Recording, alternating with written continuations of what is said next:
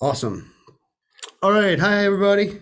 I am freshly back from New York. Well, it's been a week or so, but I was up there to find these amazing beauties. These are Herkimer Diamonds. There's nothing quite like them. I went up there because I have personally mined water clear double terminated quartz crystals here in Pennsylvania, and I thought they were water clear. Not until I held it up to that.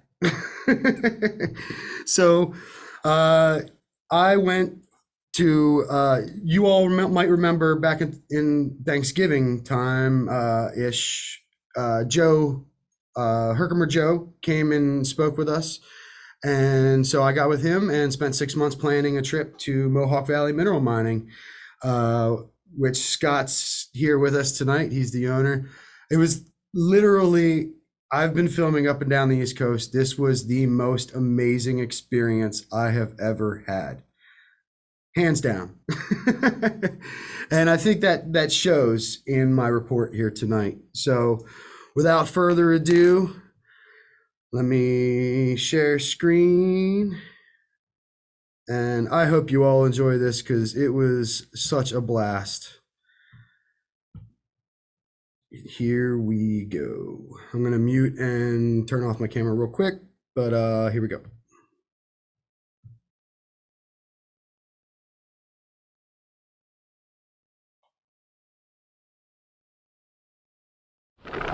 Alright, I just got up here in Mohawk, Sprakers, New York, and it is pouring snow. It is windy. It's like a freaking tornado of snow up here. Oh yeah, time to go mining. Hey Rockhounds, Durman here again with another special report. I've personally mined water-clear, double-terminated quartz crystals in Pennsylvania, but they aren't Herkimer Diamonds, and I want to know why. So today, I've come to Sprakers, New York, home of the Mohawk Monsters. Located east of Herkimer, New York, and only in its first year of operation, Mohawk Valley mineral mining has been producing the largest and most varied crystal formation types in the area, if not the world, which makes this the perfect place to learn real hard rock Herkimer diamond mining from the legendary Herkimer Joe himself. That's not hard rock. Joe has been breaking rock for over 50 years and left his career to become a full-time Herkimer miner after finding the Bear Claw. This is where we found the bear claw, right here. But Joe's lesson started before I even left Pennsylvania. Joe had me make my own wedges out of leaf springs. Then I had to learn the language. What is a goonie, Joe? Well, Goonie's bigger than a Palmer. So what's a palmer? Palmer's bigger than a softball. So what's a softball? Bigger than a baseball. But what's a baseball? Bigger than a golf ball. Then you got your super jemmies that are nice and clear. So But size you know when wise, you got a Goonie because it's that big. Oh, yeah. All right, there we go. Can you tell me the background of Fonda football? Well, they find them all the time in Fonda. All right. The perfect nice diamonds, all like that, chiseled cut. But we're finding them here every day.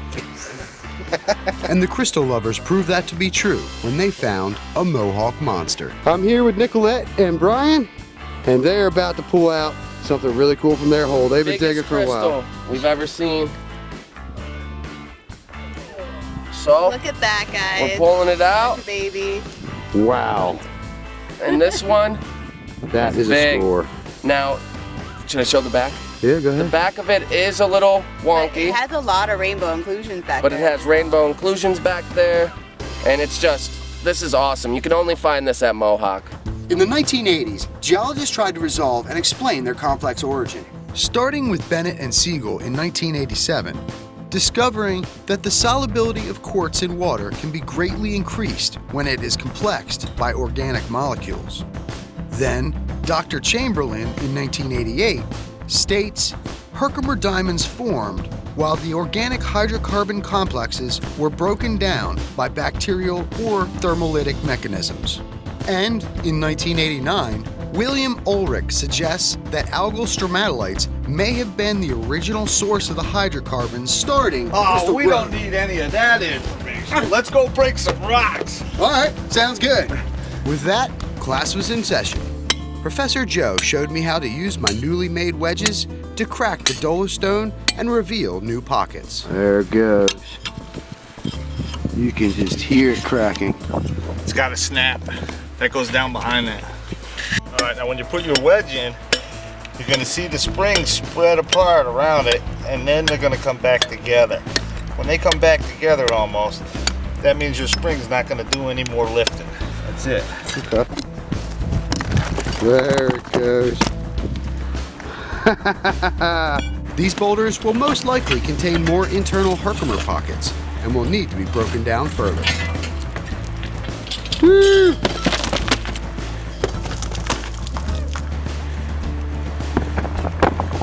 So with all these fault-based cracks and hydrothermal quartz veins, I would really assume that there would be gold here present too. So when we busted off that last boulder, I took a little sample. However, I can't actually pan this off because all gold in New York State belongs to the government, with a law going back to 1776. Hell yeah. There it goes. Then Joe let me try out my new skills on the next couple boulders.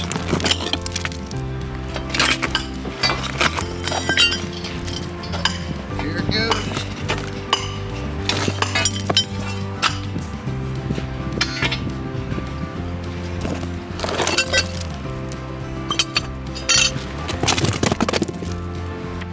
All right.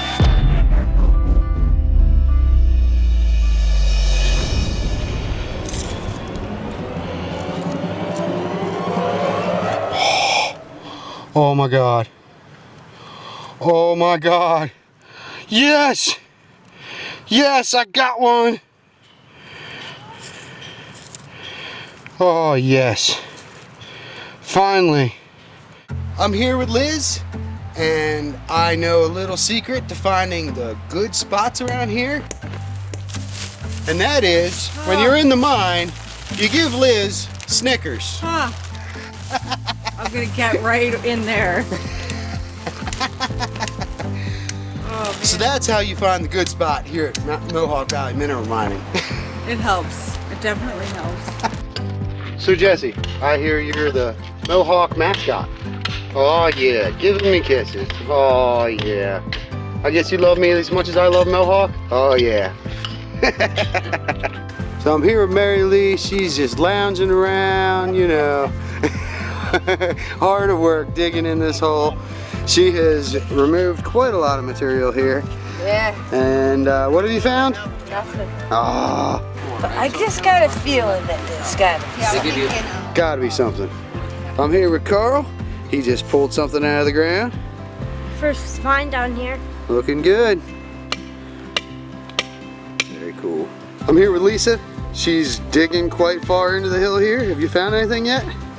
No, Aw. but my thing is I always bring everyone next to me luck. I've seen people go like this and something like this and goonies fall right out at their feet. And I'm not even kidding. So you're the good luck charm for the I'm mine. the good luck charm. So they found lots of great stuff next to me. And they were right Right there. there. Yep, that's the story of my life. But I don't care, I love it anyway. Owner Scott explains what makes Mohawk Valley Mineral Mining so special. So in the beginning we found goonies. We were known for goonies. Goonies are larger crystals. We found palmers. We found clusters. And then as we keep digging and prospecting, we keep getting into these other areas. My wife hit a sucker pocket 3 weeks ago. We're getting into some black crystals, not super black, but they got black anthraxolite rods going up through them. We pretty much have it all, guys. We have gemmies, we have goonies, we have, we just cleaned out I guess you don't call that a Herkimer, but we pulled out a 100-pound cluster. What was that, 2 weeks ago, right? Yeah. Oh, sorry, 104 pounds. Go live. Mohawk Valley Mineral Mining has found success by embracing social media to engage their customers with live mining videos and live auctions. Are we live? I was honored to contribute my pay dirt to the auction and was shocked at how much it went for. I'm going twice. Stacy Daniels, 105. All right. Daniels, 105. You guys are getting Going once. Put it back in there. Come on, Stacy guys. Daniels. 110. Let me see. Fred's 125. Oh my God. Going once to Fred for 125. Oh, Stacy tapped out. Congratulations, Fred. That is yours. Lot number 1, $125. Awesome. So whether you find a monster or nothing at all, at the end of the day, it's all about the fun of mining. Because you can always walk the Druzy shore for amazing ground scores like these. There's also small herc pockets, medium herc pockets, and large herc pockets. There's multicolored pockets, stromatolite pockets, and calcite pockets. There's black druzy, brown and golden druzy, and even white druzy. And then there's this pocket of calcite balls. There's also plenty of Herkimer ground scores too. Just don't take too much in case Scott breaks the gator again and you have to walk everything back to your car. If you're interested in some real hard rock Herkimer diamond mining, contact the legend himself, Herkimer Joe. He's the elusive Herkimer Diamond on Facebook. And while you're there, check out Mohawk Valley Mineral Mining and book your reservation to go mining with them for some Mohawk monsters at mvmineralmining.com. And be sure to check out these other great mines in the area that you can visit too. I'm Dirtman, and that's my special report, bringing the geology to you from here in Sprakers, New York at Mohawk Valley Mineral Mining. Back to you, Jerry.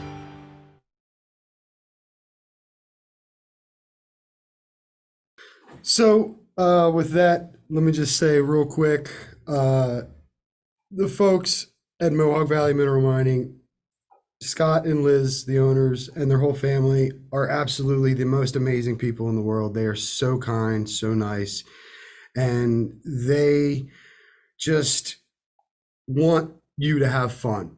That is the whole goal, and it was just the most amazing experience I've ever had. I was hoping Joe could be here tonight. Doesn't look like he's joined, but Joe is a legend. If you want to know how, where, what, when, contact Joe. He's the elusive Herkimer Diamond on Facebook. He knows so much about Herkimer. And also,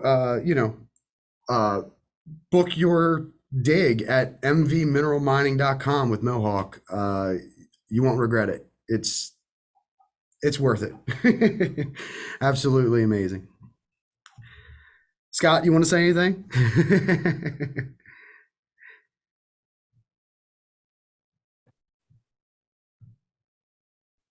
Hold on, Scott, you're muted. Scott, you're muted. Unmute yourself. Just hit the little microphone.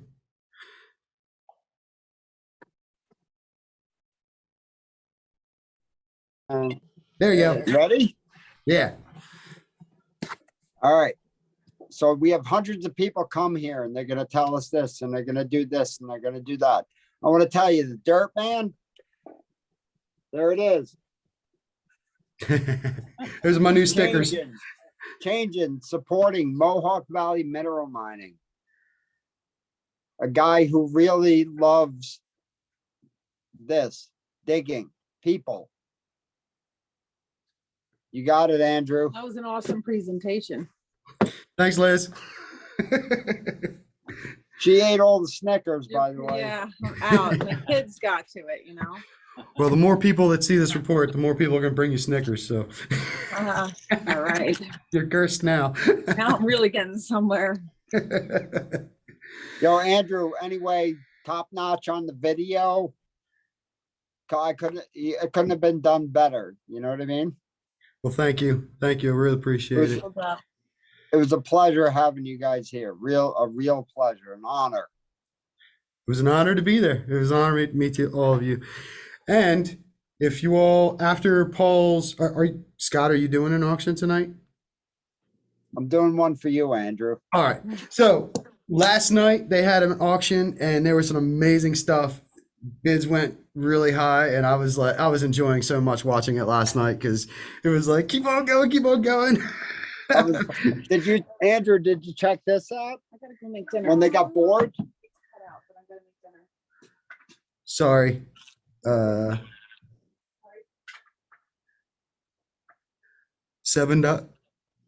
Oh yeah. I made them work for it. No, so everyone, check out Mohawk Valley Mineral Mining on Facebook and check out their auctions. It's entertaining. I mean, buy something too, because they've got some great stuff. So yes, after Paul's presentation, check them out on Facebook. There's a live auction tonight that they're going to hold. So Mohawk Valley Mineral Mining on Facebook. And I just want to say hi to Sherry Brown. I know you won a lot of stuff last night. And Mary Lee, thank you. I'm not sure who else was joined in. But... Everybody, Andrew, there's 53,000 of them. Start saying their names. Don't have time for that. Thank you, Andrew. Thank you, Scott and Liz. It's a magical mountain. It is. All right, Jerry. All right. Back to you. All right. As always, nice job, Andrew, and welcome the visitors from New York State. So we'll get back to our introduction here. Let me,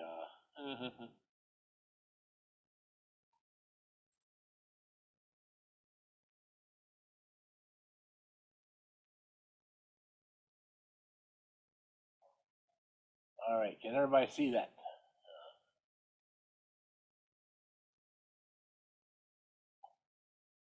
All right. Shoot this advertisement in for Pennsylvania Geology magazine. If you haven't checked it out online, it is a free publication. Tonight's program actually is based on an article that Paul just had in the spring edition. But you may go to this website and ask for email for every new one that comes out, or just go to do a search for Pennsylvania Geology magazine, and it has all the issues that were put out of Pennsylvania Geology back into the 70s online, so you can do a lot of reading here the days that it's raining, sort of thing. Crystal Cove Collective. I just saw a video a couple days ago from Andrew visiting Michael and looking around the shop.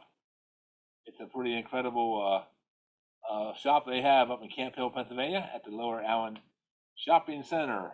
So if you're in the Metro Harrisburg area, check them out. Zoom Rock Room Gathering is going to be on Saturday, June 25th, up at the Greenwood Furnace State Park. Our speaker tonight retired from Greenwood recently.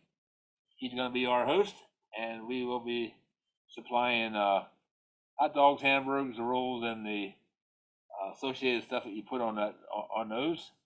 And everybody else bring a covered dish. We require something to be in the dish, just not covered with aluminum foil or something. Okay.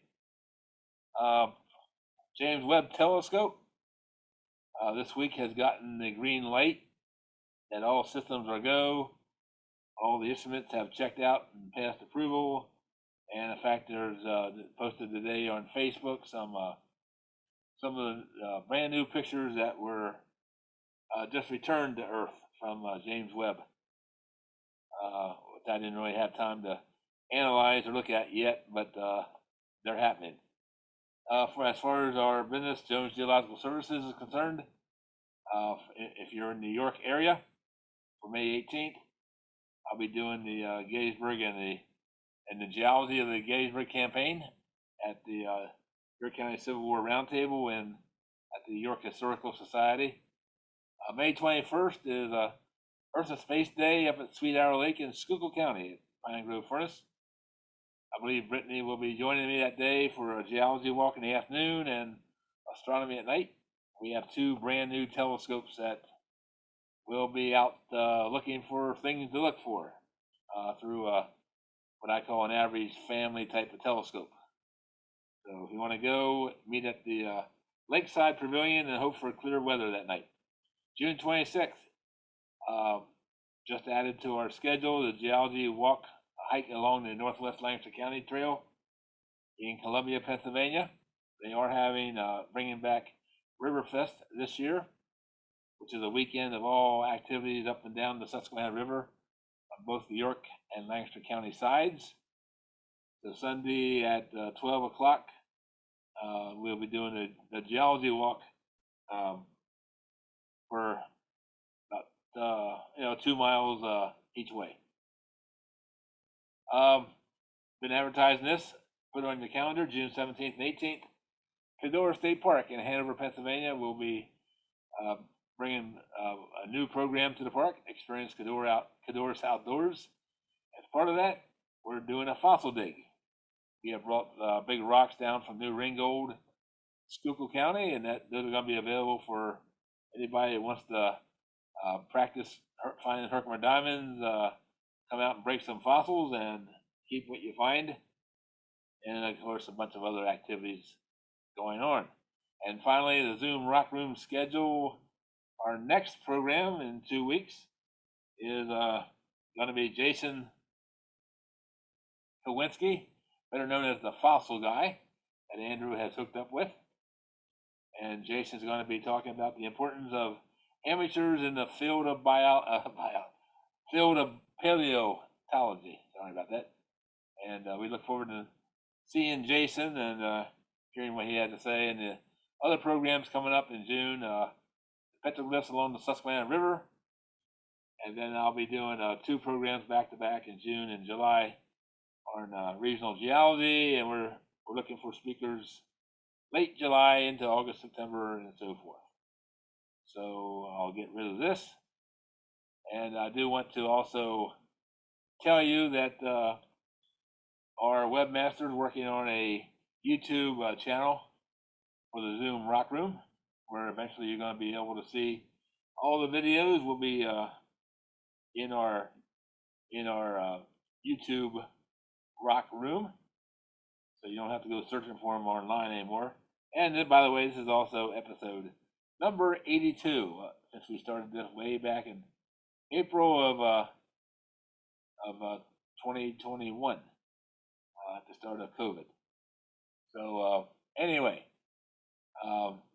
again, great job, Andrew, and all involved in the Herkimer visit. Waiting for you to buy a piece of property up there, so you can invite the Zoom Rock Room members up there and dig on your own property too. All right. Brittany, you have anything you want to say at this point in time? Just that was a great video, and I think I can speak for everyone that we really enjoyed it. So thanks, Andrew. All right. Well, our speaker tonight is he's been a long-term member of the Zoom Rock Room. Not that you are members, but it's free. But Paul's been in here almost every week when he hasn't had other obligations. And as I said, he is recently retired from the Greenwood State Park, where he was for many, many years. And now he's going to be enjoying other things that he always wanted to do but never had time. So as I mentioned, his article on the iron furnace heritage of the Kishicoquillus Valley in central Pennsylvania is basically what he's going to do tonight. So we can listen to the program and then go and read his article and see if there's anything different. So Paul Fagley, welcome aboard again, and thank you for doing this, and congratulations on retirement. We hope you're having fun in your first month of retirement, but it's all yours, Paul. Okay, thanks, Jerry. Actually, it's been a couple months because I retired at the end of February. So it's been a couple months now. And actually, I'm going to be returning to state parks in a different role for for a short time this year. They have an annuitant program, and I'm going to be working on the civilian conservation story for state parks. Anyway, let me share screen here.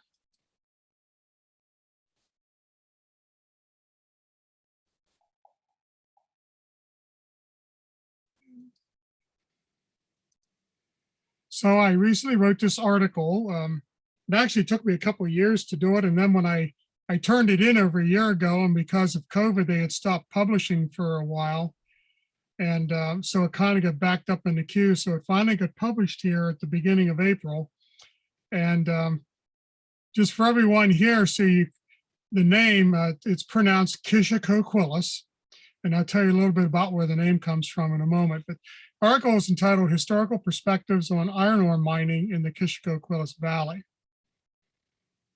And I did this because in the 19th century, this valley produced iron ore for several local furnaces and forges. And it allowed this revenue stream in the valley, and it tried to fuel interest for both the Pennsylvania Canal and the Pennsylvania Railroad. The local citizens tried to get those main routes passing through the valley, but for various reasons, that did not happen. For the canal, it had a lot to do with the limestone floor of the valley. We just simply, it wouldn't hold the water in the canal, and then the railroad found it easier to go along the Juniata River rather than up through the valley. But it produced some very good quality iron ores and also limestone. And even today, some limestone is still quarried in the valley. So these ingredients were all there for the successful iron production. But before I get into that, I thought I'd give you just a little bit about the area. This is my home area. I was born and raised here in Mifflin County. The county itself was formed in 1789 and named for Thomas Mifflin, who was the first governor of Pennsylvania after the United States Constitution and the state constitution. He fought in the American Revolution. He's among the founding fathers as being a signer of the US Constitution for the Pennsylvania delegation. And right after that, he presided over the creation of the Pennsylvania state constitution. The county has just around 47,000 residents. I couldn't get the 2020 figure yet, but about 10, 12 years ago, it was just under 47, and it really hasn't changed that much. But one of the neat features of Mifflin County is it has the second largest Amish community in Pennsylvania. It accounts for about 8.5% of the county population. Now, pretty much almost all of this Amish community is in Kishicoquillus Valley. And when you see some pictures of it, you might understand why. It's a very good valley for farming. Lewistown is the county seat, incorporated 1795, and it was named for William Lewis, who was a Quaker member of the state legislature. There are some histories that claim it was named for another William Lewis, who was a local iron master locally, but he was not an iron master here till well after Lewistown was founded. So it actually is after this member of the legislature. And Lewistown has a very unusual role in history. It was the largest and the most important town on the Juniata River between its mouth at Duncannon and Hollidaysburg, where the Allegheny Portage Railroad was at. It's larger than all the other towns historically. And because of that, it was a major transportation hub. If you look at the area geographically, think of a funnel laying on Pennsylvania with the neck of it pointing eastward and the bell pointing north and westward, and where the two meet is where Lewistown sat. So all the commerce facing or traveling east had to funnel down to Lewistown to travel through what's called the Lewistown Narrows.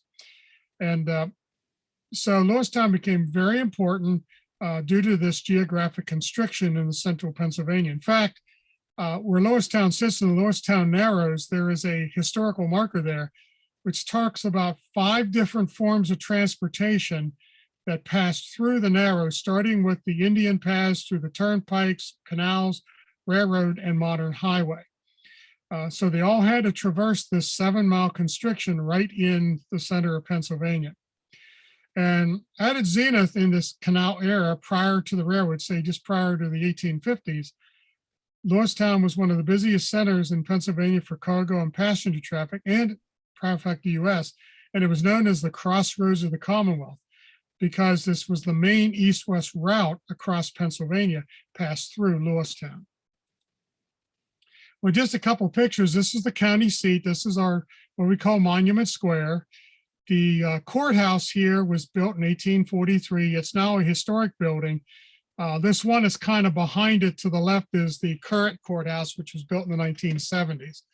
But the historic courthouse on the square, because it retains so much of its architecture, the courtroom upstairs still has its original 19th century furniture in it.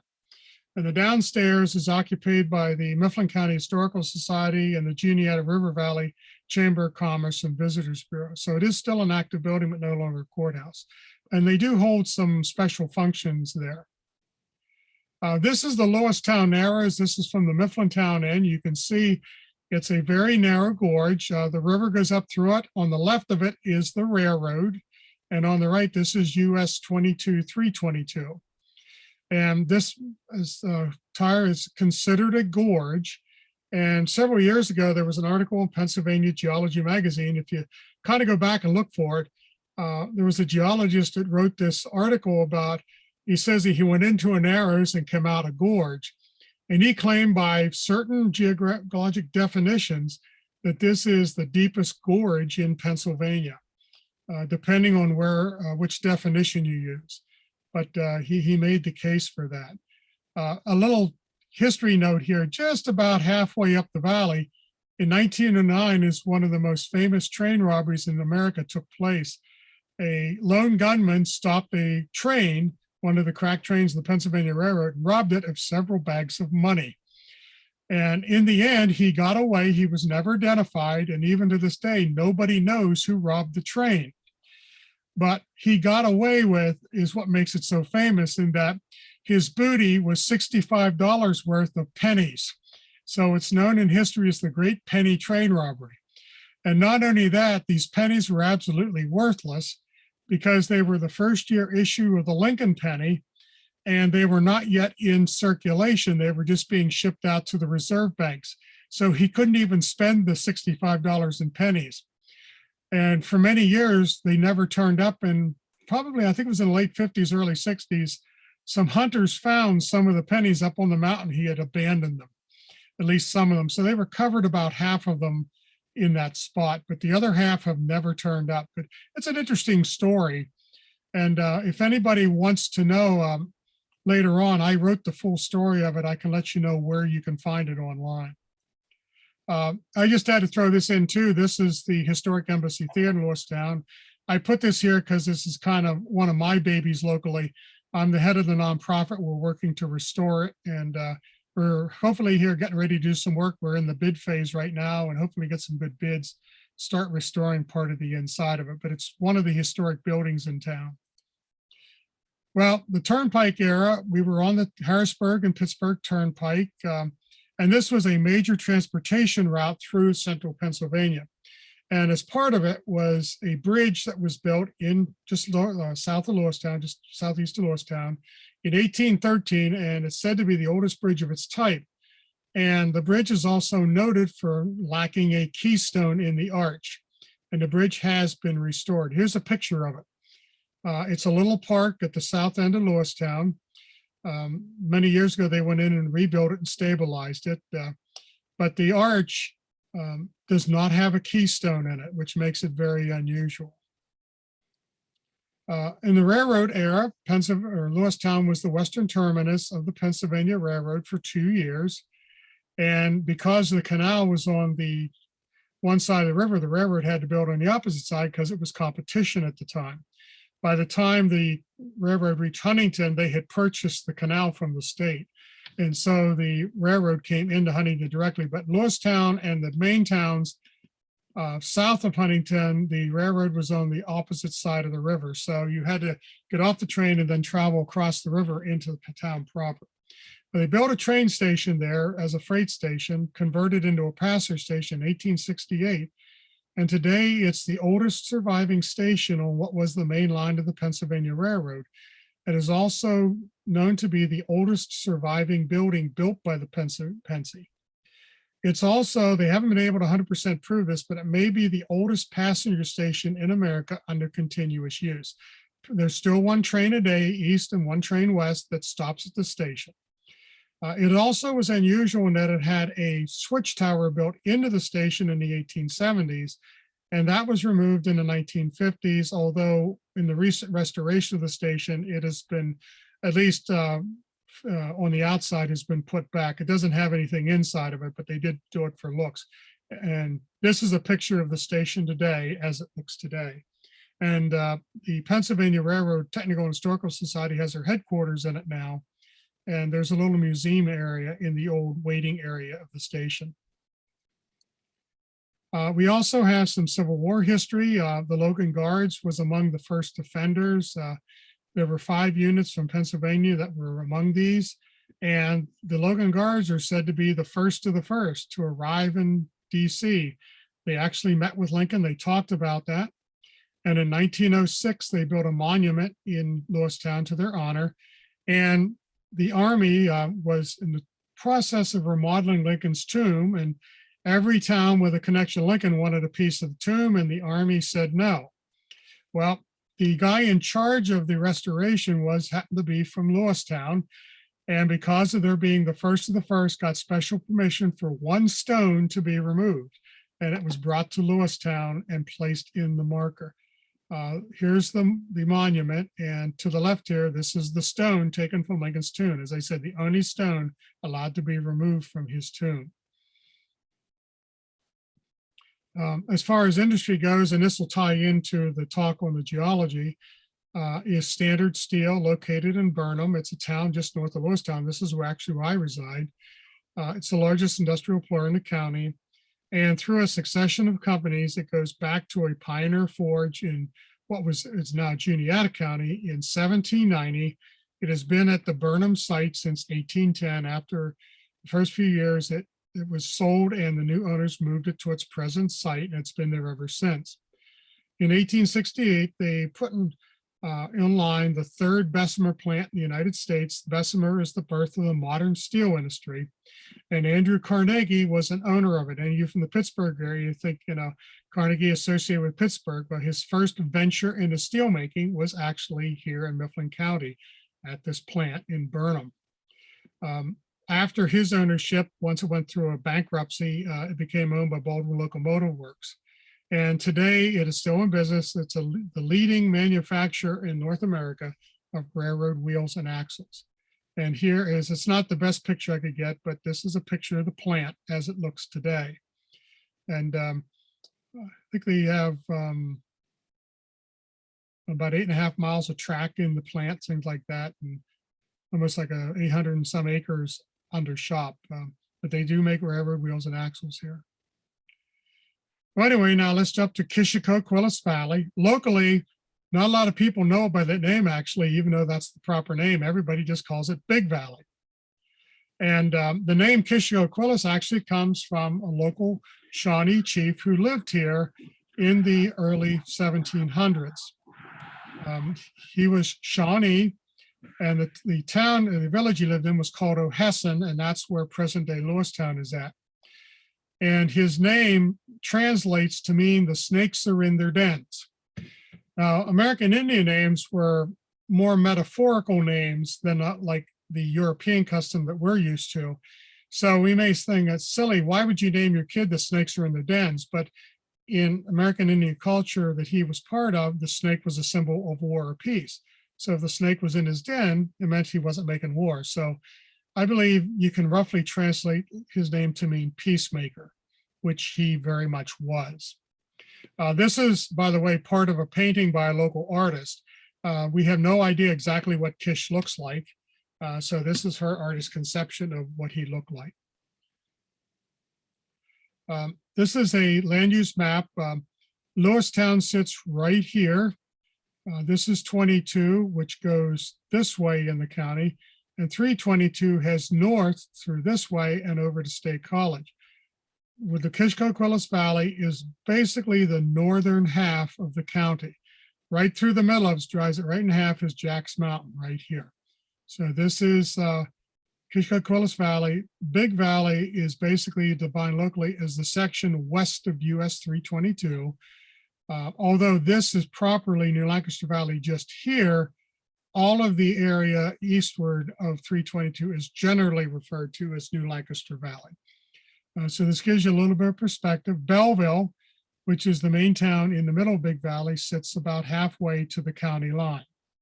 And then the valley extends further into Huntingdon County.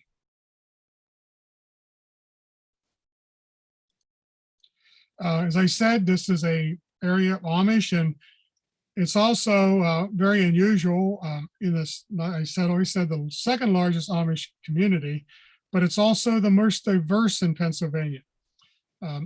Here where you go to most Amish areas like Lancaster County, you'll see maybe black tops and maybe dark gray. Here in Mifflin County, we got white tops, yellow tops, and black tops. And they're not illustrated here, but we also have car Amish that drive cars. And these are, interestingly, all from the single founding population, and through splintering and fracturing within the community, we now have 3 distinct communities and 12 different recognizable groups within those 3 communities. And we often say too here, if you want to see how the Amish really live, don't go to Lancaster County, come to Mifflin County, because here they are not touricized like they are down there. So you really get to see and interact with the Amish in everyday life. Around here, there's a lot of things like farmers market and stuff where you get to interact, and they're not at all touricized. Matter of fact, they kind of shy away from that a bit locally.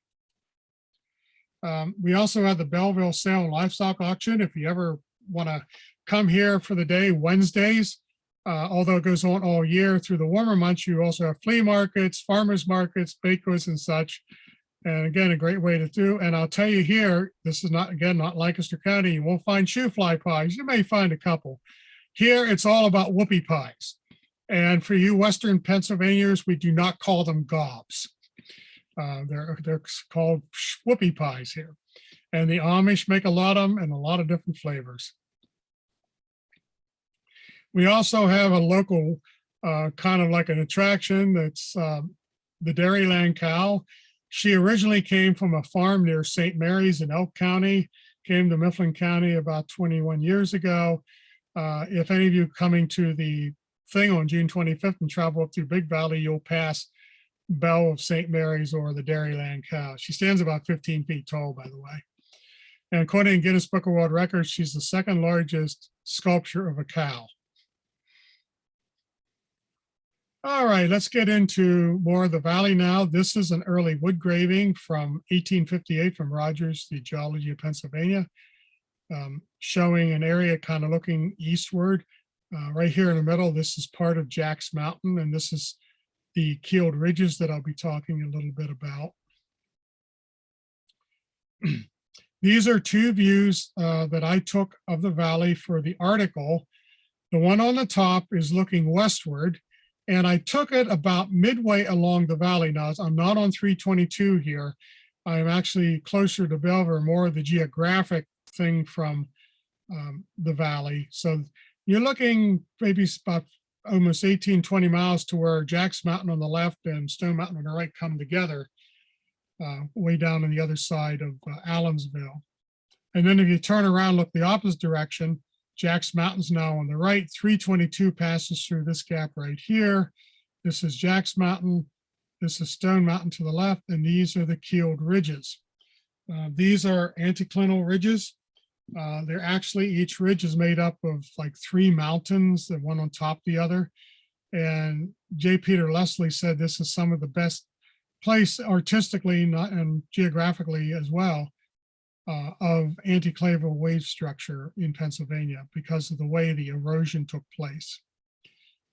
So these are, so it's a very nice, you can see how very flat the valley floor is. It actually is domed up a little bit in the center because there's soft shales and such along the margins right at the mountains, which has eroded down a little bit more. So the center is a little bit raised, but still very, very flat. Another view of it from up on one of the mountains.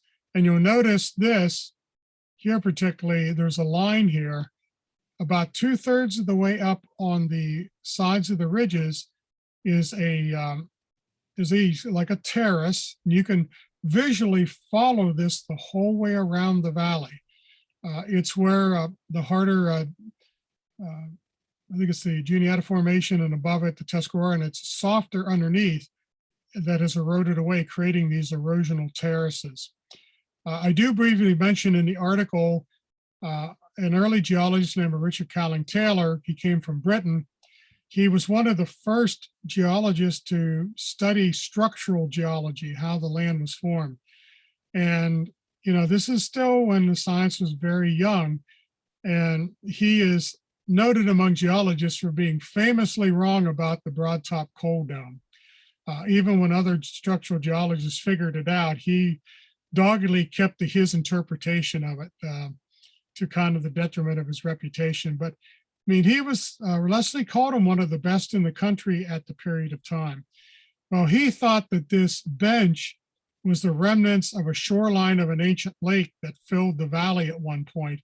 And circumstantially, you could look at it and say, yeah, you know, he may have been onto something, but by the time of the second geological survey, geologists had figured out this was erosional and not due to an ancient lake and such.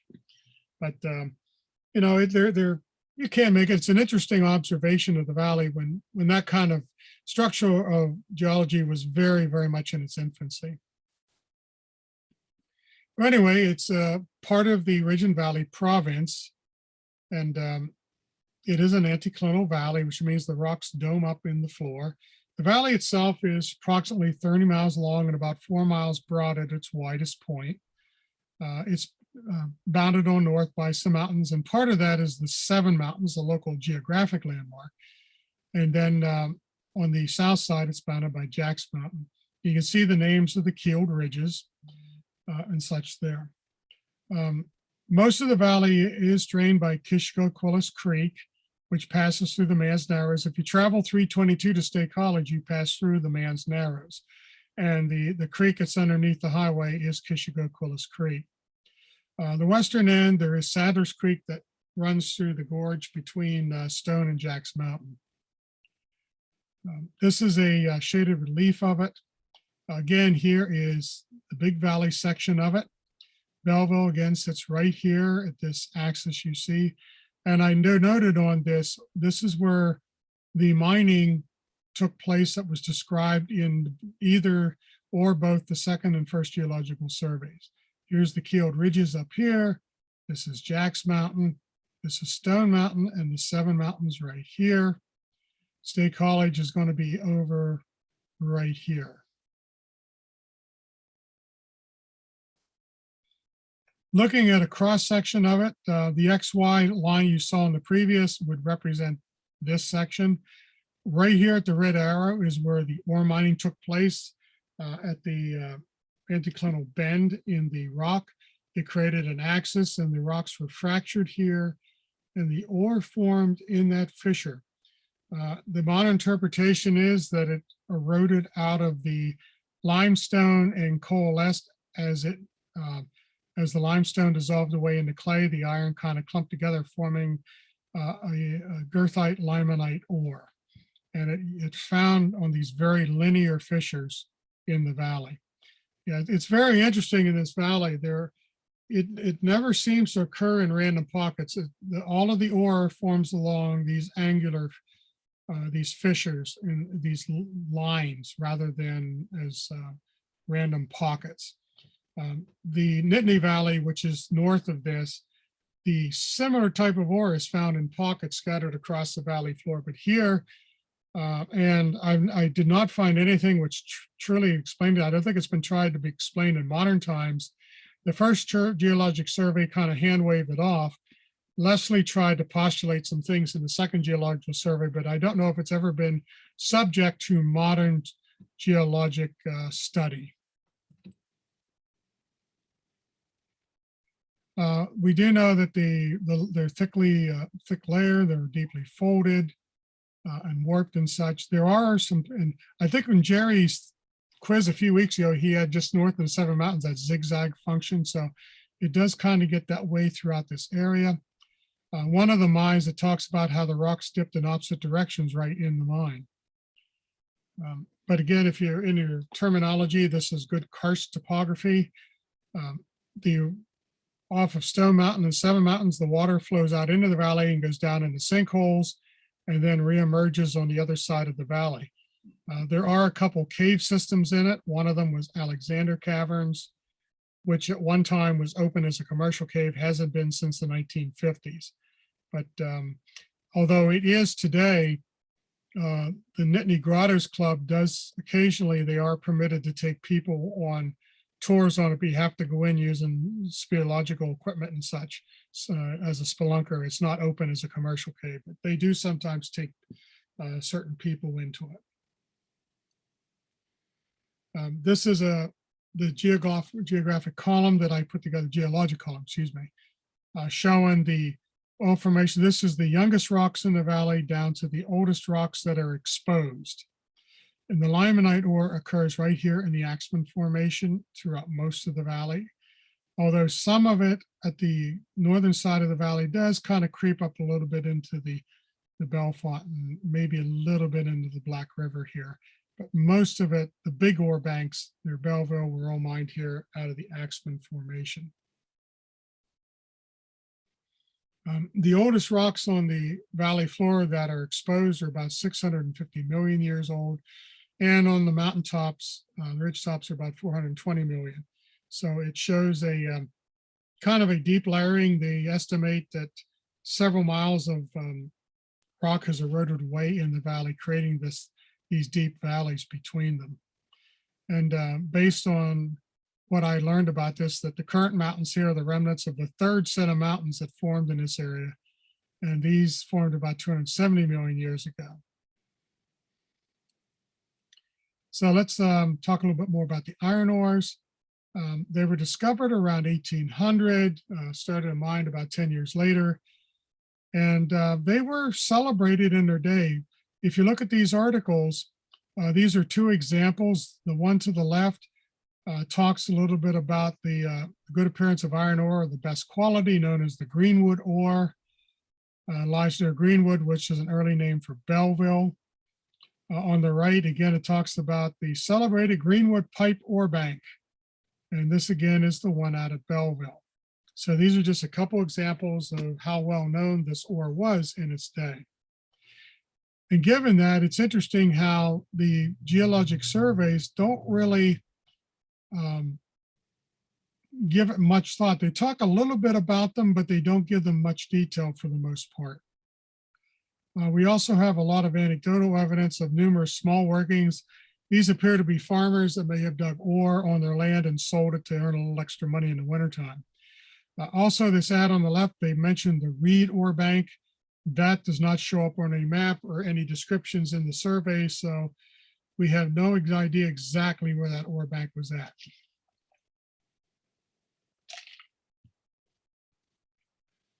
Kish Valley, as I said, they're limonites and girthites. They were generally embedded in sand and clay, unconsolidated, and that made their discovery kind of more by chance. But when they found this and they started digging, they could follow these chunks down into the fissures. And as I said, they occurred right along the edge of the limestone, were abruptly folded, and it's still unknown exactly why that is. Sometimes you look in the 19th century, limonite was also known as brown hematite. Sometimes it resembled true hematite where it was colored brown.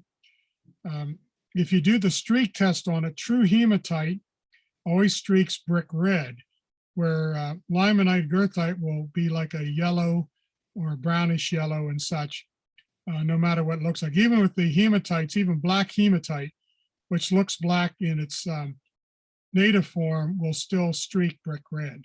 So that's the one way. And I have an interesting piece of ore at Greenwood, by the way, that when I do the streak test on it, one side of the ore tests for hematite, the other side tests for limonite out of the same rock. So evidently it started to convert to hematite or limonite at some point.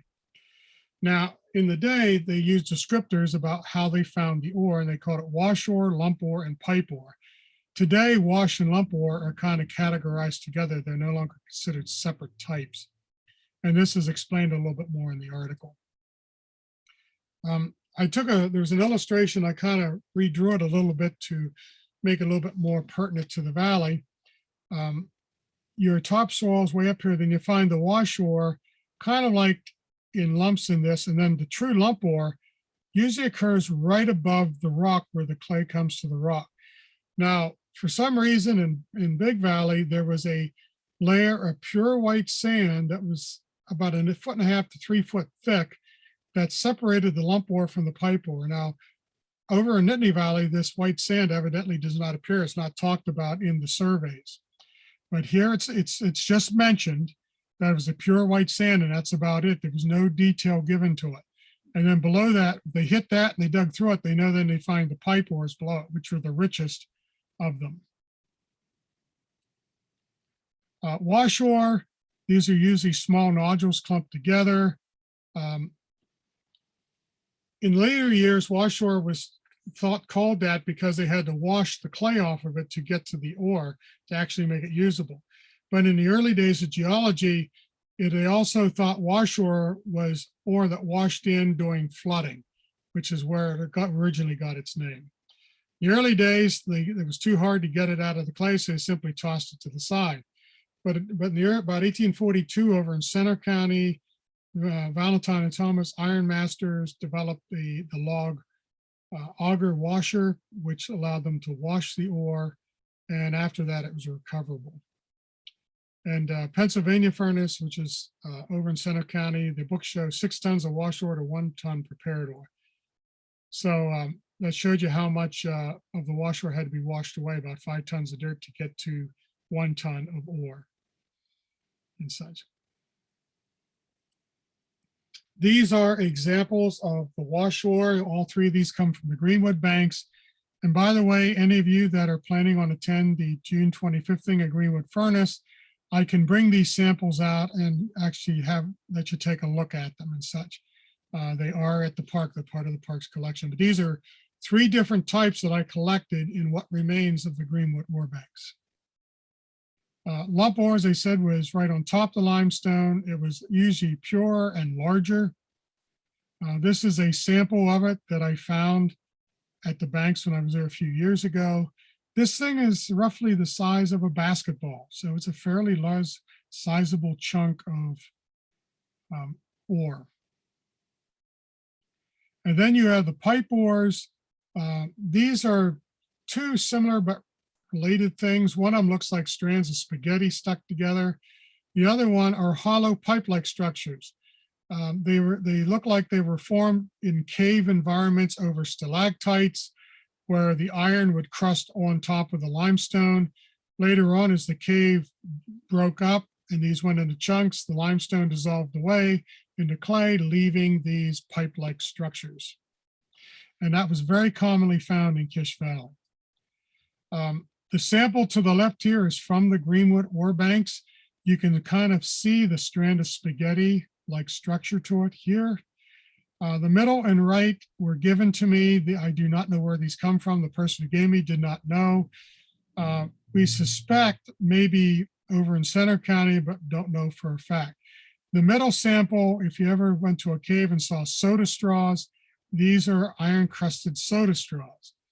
And then the right piece, this is actually hollow, and you could see where it formed over a stalactite. Later, as it broke up, the stalactite was dissolved away, leaving the hollow ore. I included these because they match the descriptions of the pipe ore that was found over in Big Valley. When I was there at the ore mines, I looked around, I found no samples of pipe ore other than the stranded pipe. I found none of the K formation type. Just a little bit about the ore banks.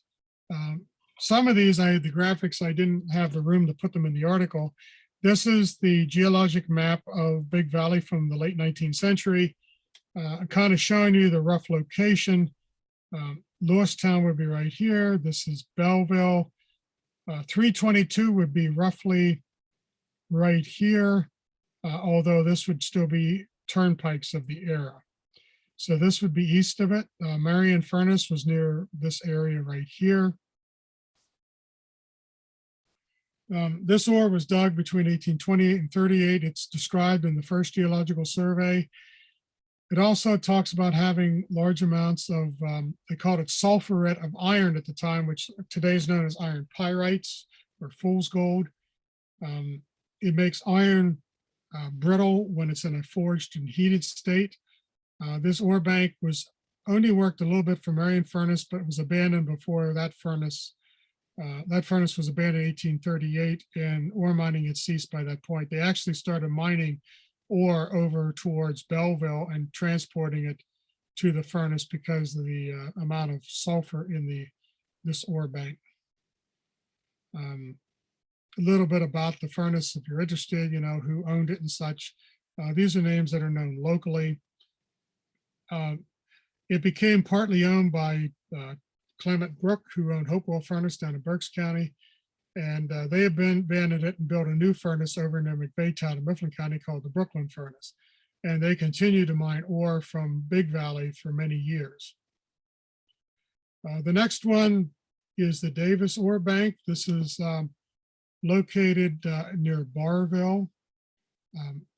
This bank, I believe, is in a limestone quarry because the way the descriptions are, I think that might have, after the ore was mined out, it only produced about 800 tons according to the historic records. And all of it was taken over to Greenwood Furnace. And after that, they evidently used the mine as a limestone quarry, and it shows up here as LI's Logan Iron and Steel Company. And that's why I think that that ore bank was located. It's said to have been exhausted by 1838 when it was surveyed by the first geological survey. They found perpendicular stalactite formations in that one according to the descriptions. The next major one was the Holiday Bank. On these, by the way, the first axis was here. The second axis here. The third one was on the south side. This was the most productive one. You'll see this in the next few moments as I continue this. This is just kind of southeast of Belleville.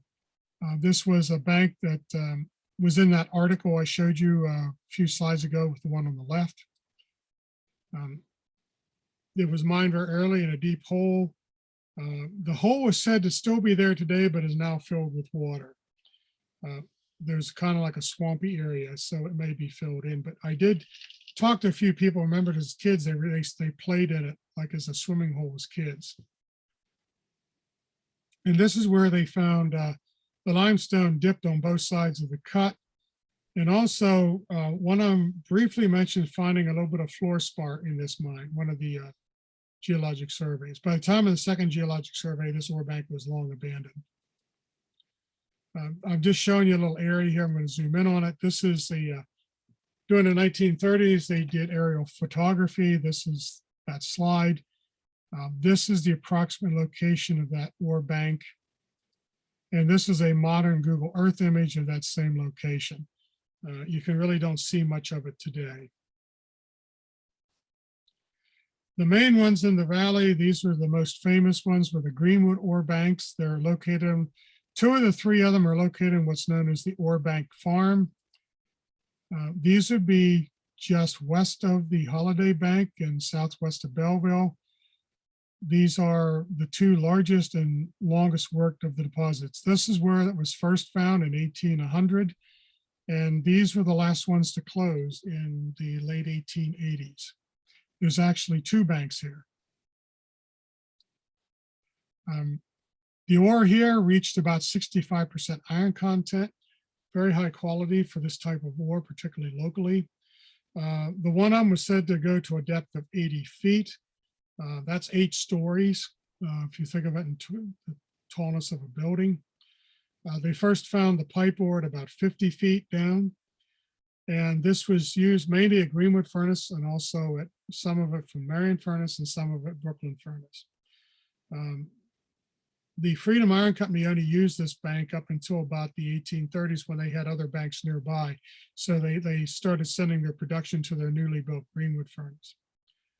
After 1839, they found some red hematite near Greenwood, and they started mixing the two together and producing a high quality iron at Greenwood Furnace until about the 1880s when it seemed that it started to get to the point where it wasn't profitable to dig it anymore.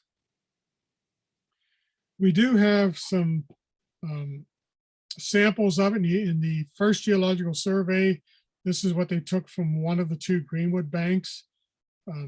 This is copied exactly from the first geologic survey. And, you know, you're seeing there just over 57% iron, which is pretty good quality for its time. In the second geological survey, they surveyed the same banks. And again, you can see there's some pretty good ore in here. Metallic iron, there's just about 48% here and such. And these, by the way, are in the article, both of these analyses. This is the only photograph so far of the Greenwood banks that has surfaced. This is taken well after they abandoned, around, I think in around 1930s is when this photograph was taken. They were still very much there. This is again, an aerial image. The two ore banks, the Greenwood ore banks, are right here. I detailed in, this is roughly the line of the anticlinal axis right here. The Holiday Bank is along it right here. These are the Greenwood banks. You have the Strap backs here, and then on down here a little bit, there evidently is a kink or something in it. There is another small bank, but this gives some other details on it.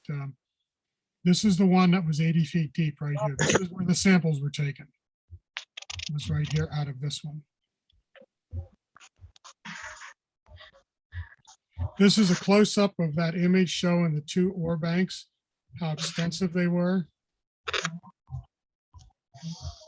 and such. Somebody has their mic on now. I'm hearing like background music.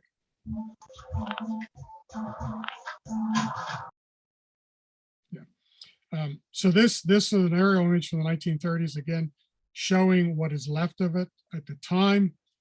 In the 1960s, when they put sanitary sewer lines in Belleville, when they brought the waste dirt over, this is where you saw those things. Right here is all that remains of the Greenwood banks, this small area here, where the whole area would have been about this at the time. And then on over from it was another ore bank right here. This was known as the Brooklyn Furnace Bank or the Strout Banks. They were worked in the 1850s up until the 1880s, mostly pipe ores there. Again, you can see here, this is an area we're going to look at. These are two of the banks, and then there are also, I was told there was two linear digs that were slightly east of it. This, by the way, this road right here is connected to the ore mines. It does not appear on the early drawings until after these ore mines are active. This road is known as Jericho Road. It was so named by the Amish because the miners here like to get drunk and accost, particularly the Amish that would travel this road. And it's said that one day, they accosted one of them, he was beaten up pretty badly. Another Amishman came to his rescue and it reminded him of the biblical story of the Good Samaritan.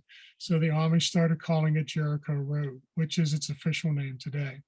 Again, all filled in. Nothing survives of it's farmed over. Although I was told a little bit in this little copse of trees here, you can still make out some of the things, but I didn't. This is all private property here and we couldn't find the owners that day, so I did not go into this area. But here again, you can see Jericho Road. And then there is mention of another small ore pit just west of these on the axis. Not much is known about this one. The second geological survey noted it as an old working that was abandoned. Chunks of, they called it wash hematite ore, the pipe variety strewn around the opening.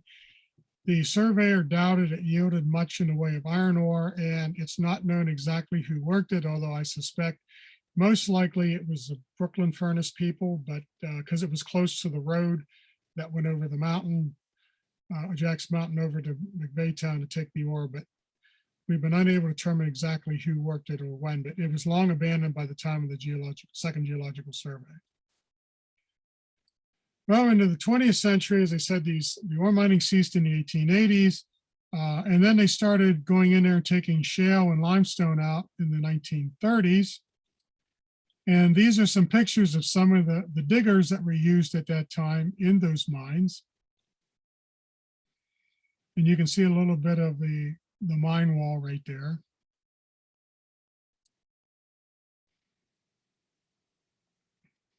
And these, by the way, were old, used to call them steam shovels.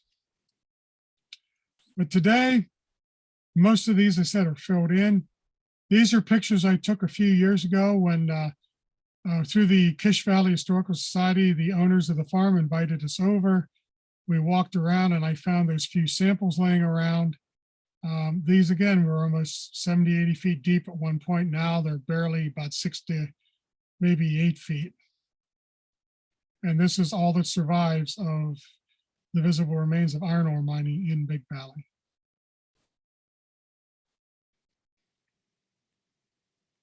So anyway, this is the first page, not the front page, but the first page of the article I just wrote. And if you haven't had a chance to read it yet, I hope you do. I spent a good bit of time on this, and it's interesting in the perspective of, it documents a bit about the settings of the ore and how it was mined and such in the 19th century in Big Valley. So with that, I'll take any questions.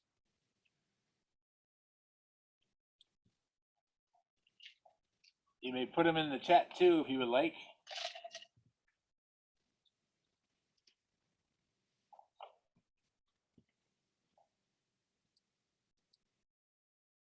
Great program. Oh. Yeah, I thought instead of just exactly repeating what I did, I just tell a little bit about the area and then a little bit about showing some things that I was unable to put in the article. And some of you, if you're coming to the June 25th thing, if you're coming from the east, you'll pass through you'll probably come up 322 from Harrisburg and or such and come into Reedsville, Belleville, and take 655 up through the valley before you cross the mountain into Greenwood. From the west, you'll most likely come down 22 and come up Stone Valley. But if you'd like to see some of Big Valley, you can, if you're coming to it, you can stay on 22 down to Mill Creek and turn on 655 and come up the valley to Belleville. That way you get a little bit of view of the valley from the other end, if you're interested. Alrighty, we do have a couple questions. Does the mining stop because the ore was depleted or just too hard to get to? I think it was a combination of both based on what little's recorded in the second geological survey. It kind of indicates it was getting more expensive to dig. The quantity was starting to fizzle out a bit, and it probably became, it was no more profitable to dig it. And I think that's probably why. Matter of fact, we don't have an exact cutoff date. It's mentioned in 3 or 4 different reports of the second geological survey, and they range from about 1885 to 1889. They can't seem to agree on exactly when ore mining stopped, but definitely by 1889, it was done. I do know that is a fine date. Alrighty, how extensive was iron ore mining in Central PA? Well, in its day, there were widely scattered deposits. Central Pennsylvania was known as, particularly the Juniata Valley, was the principal iron producing district in the United States. We know in 1828, 1 out of every 5 tons of iron made in America came out of the Juniata Valley. That equates to about half of what was made in Pennsylvania at the time. So they were extensive. However, by modern mining, it's not very much. That's why you don't see ore mining like in Pennsylvania anymore. In its day, with these little furnaces producing, each of them producing a few tons, there was plenty of ore. But I often said at Greenwood Furnace several years ago, there was a gentleman who was materials manager at the world's largest blast furnace. He came to the park one day and we were talking about the differences between his furnace and Greenwood Furnace. And we were comparing quantities, and think of it this way. His furnace could make in 24 hours would have taken Greenwood Furnace almost 10 years. So all the iron ore mined to feed Greenwood Furnace in its 70 years of existence would not have fed his furnace for 2 weeks. So it kind of gives you a little bit of perspective. They said it's day good enough for the small furnaces, but not by today. That doesn't matter how good the ore is. Alrighty. Anybody else have any other questions for Paul?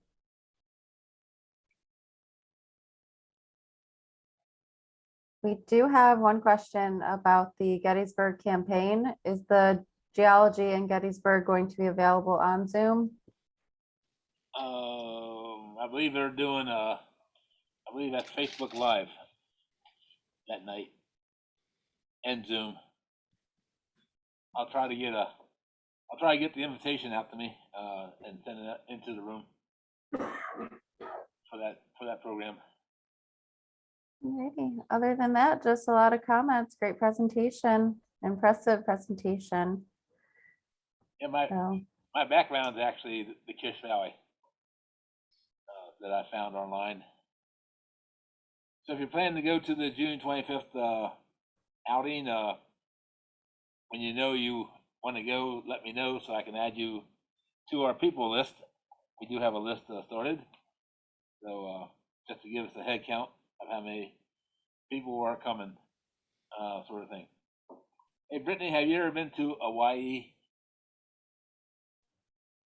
I have not. I wonder if they allow loud laughing there or just a low ha.